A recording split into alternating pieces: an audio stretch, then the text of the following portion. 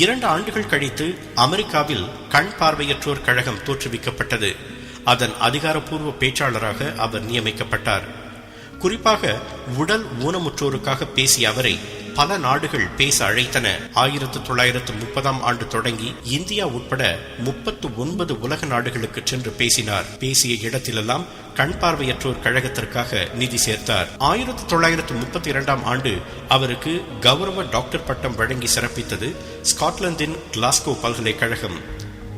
2ஆம் உலகப் போரின் போது உடல் உறுப்புகளை இழந்த வீரர்களை சந்தித்து ஊக்கமூட்டினார். தன் வாழ்நாளில் 12 அமெரிக்க அதிபர்களை சந்தித்து பேசியிருக்கிறார் கெல்லர்.